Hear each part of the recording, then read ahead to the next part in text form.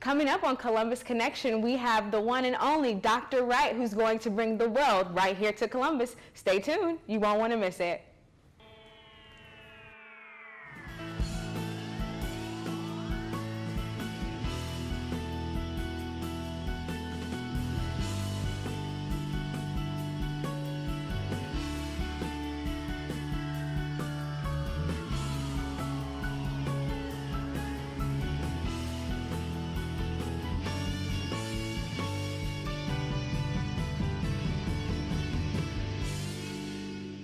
Hey Columbus, my name is Sierra Jackson and I'm your host for this edition of Columbus Connection. Today we have with us the one and only Dr. Bob Wright, who is the chairman and founder of the Bob Wright Symposium on Business Empowerment.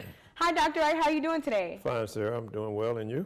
I'm great, thank you for asking. So tell us a little bit about the Bob Wright Symposium on Business Empowerment. Well, this will be our 5th year. Oh, nice. Yeah, so the other 4 years have been very successful and looking forward to this being equally successful. Nice. So what makes the Bob Wright Symposium so important to Columbus? Well, because we have an opportunity to bring people into Columbus who can tell their stories of their lives, how they developed their businesses, problems they may have encountered, successes they may have had, and things they've done along the way. So it really begins to be a very inspirational type setting for the attendees, and inspiration to the other participants also. That's incredible. Now, you've been a part of the Columbus community for a long time now. Yeah, real long. Can you tell us a little bit about what you've done in this community? Well, I came back home as a practicing optometrist, and I was involved in the civil rights movement. Wow. I got elected to our city council, the first consolidated government. Right, incredible. So those are some things I've done here locally, and this is my hometown. Yes, and I hear that you also had a stint in the White House too, is that true? Not in the White House, but working for President Reagan. Oh, wow. At the Small Business Administration. That was quite an experience. I enjoyed the time there. I only stayed 2 years. Wow. And I guess the symposium probably somewhat was a spin-off from what I did in Washington, because my job was to try to enhance minority businesses across the country. And I was the lead person to do that as it relates to minority businesses doing business with the federal government.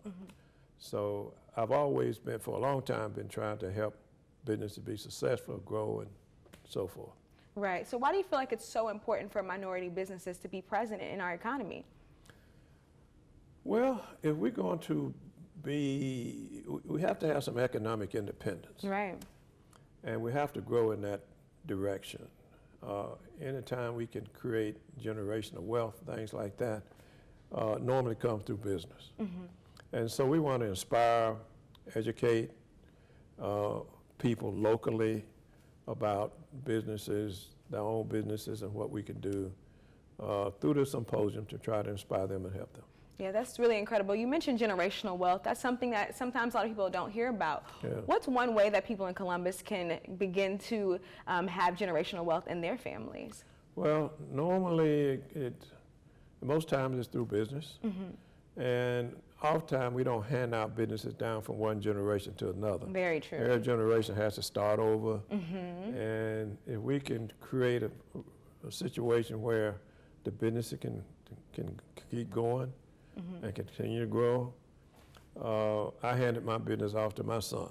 Oh, wow. And I know Dr. Cook handed his business off to his daughter and son. So those are the type of things we're talking about. If we can build a business and let the next generation sustain and grow that business, then you don't have to start from the 1 yard line. You can start at least from the 50-yard line. Right, very true. And get into the end zone. So that's what it's all about. Yes. So how do you encourage maybe young people who see their parents who are engaged in business to continue that generational wealth and still be able to support their parents' business and be a part of it? Well, first of all, they need to have the desire. Now, there are some kids don't want to do what their parents did. Right. My dad didn't want me to do what he did because he was a brick mason. And he used to take me out with him sometime on his job, he said, because if you come out here in this hot sun, if you come out here in this cold weather land break, you will stay in school. So that was his message to me. So, but in other businesses, other professions, I know other folks, other parents, I look at Progressive Funeral Home, how Evergreen is taken on from her dad, George Ford. I look at Scunya Funeral Home, how the Scunyas have grown. Those are just two examples. And I knew all the parents, and they built something that the kids could take on and continue to grow. Yeah, that's incredible. Now, I hear that the symposium is not just for adults, but it's also for students too. Oh yeah, we love students to come because they need to see, hear stories of success of people of color. And so last year we had Robin Roberts come down. Right. And obviously she's an awesome person. Dynamic, yes. Very inspirational. So we went back to ABC again this year, and we have Michael Strahan coming down. Oh, that's awesome. And so, and the theme this year, we'll be looking at athletes who have performed on the athletic field, on the basketball court or whatever. And once their playing days were over, they transitioned themselves into business. That's so important. And it's extremely important. So that's so we'll be looking at athletes this time. And once we got Michael Strahan, we said, well, let's see who else we can get in to be a part of the symposium. That's incredible. So the symposium doesn't just serve Columbus, but a lot of other people can come out. Oh yeah, all throughout the area. In fact, we had people as far away from Atlanta last year, from Texas. So it's getting out there. So yeah, people come. That's awesome. And they hear, they learn, and hopefully they'll come back again this year. That's great. So what are some of the surprises that we can look forward to this year?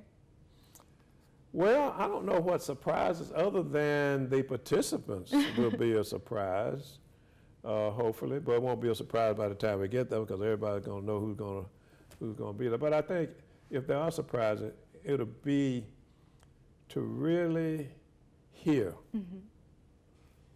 what these former athletes have done since they left their playing profession. And that's probably what's going to be a surprise, to see and hear what they've done. Yes, that's super incredible. Yeah. Michael Strahan, I mean, we see him on TV, but he has a lot of other things going from an entrepreneurial standpoint. Right.